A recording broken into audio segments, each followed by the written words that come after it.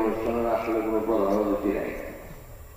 আমরা এটা গণদোয়া, আমরা সারা দেশবাসী এখানে আসলে দলমত নির্বিশেষে সারা দেশের মানুষ উৎকণ্ঠিত।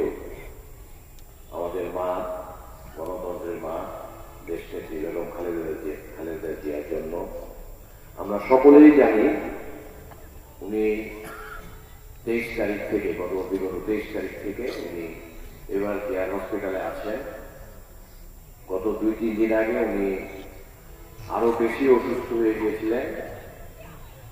অসুস্থ হওয়ার পর থেকে আমরা অতীতেও দেখেছি উনি যতবারই অসুস্থ হয়েছে সারা বাংলাদেশের আপামর জনগণ ওনার জন্য দোয়া করেছে।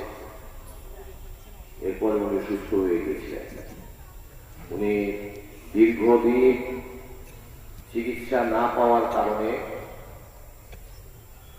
এই ফ্যাসিস্ট হাসিনার আমলে আমরা শুনেছি ওনাকে মেরে ফেলানোর চেষ্টা করা হয়েছিল। সত্যিকার অর্থে উনি আসলে চিকিৎসাই পান না।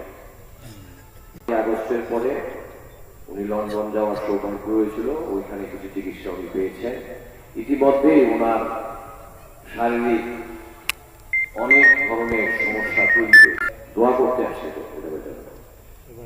দেখানোর কিছু। আমরা সারা দেশবাসী, শুধু বিএনপি না, আমার মনে হয় সমস্ত ধর্মাবলীর লোকরাই সারা পৃথিবীতে আমাদের নেত্রী বেগম খালেদা জিয়ার জন্য দোয়া করছে। সারা দেশের মানুষ সদকা দিচ্ছে, মসজিদে মসজিদে দোয়া হচ্ছে, কোরআন খতম হচ্ছে। এটা আসলে কাউকেই বলে দেওয়ার প্রয়োজন পড়ে না। আমরাও আজকের যে আয়োজন, এটাও আমাদেরকে কেউ বলে দেয়।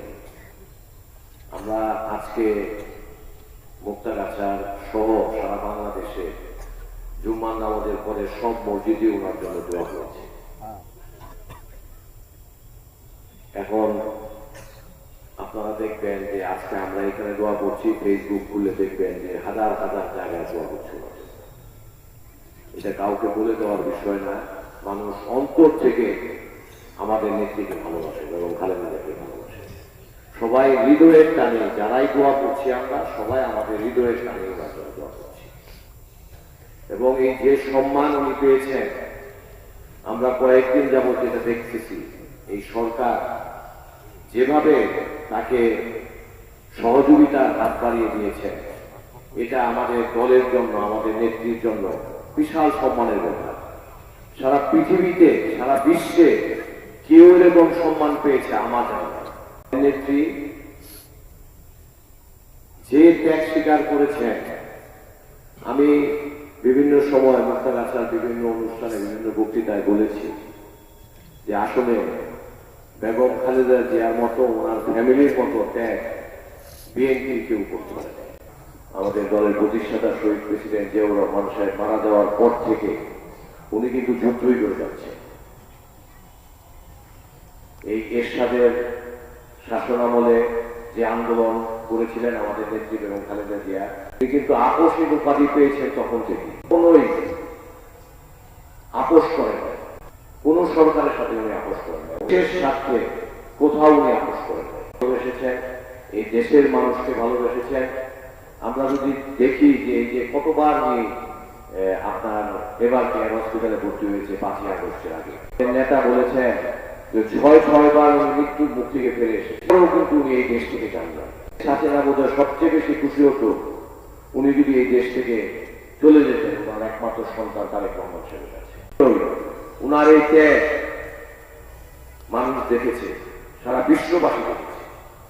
এর জন্যই সারা পৃথিবী এখন কাঁদছে ওনার জন্য, ওনার জন্য দোয়া করছে।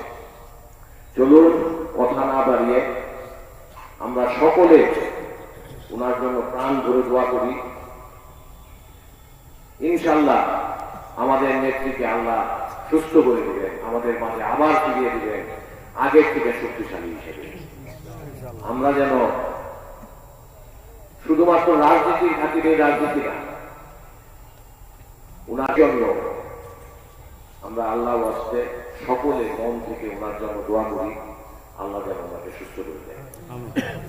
কথা আর বাড়াবো না, চলুন আমরা সকলে দোয়া করি। সকলকে ধন্যবাদ এটা দোয়ায় শরীক হওয়ার জন্য।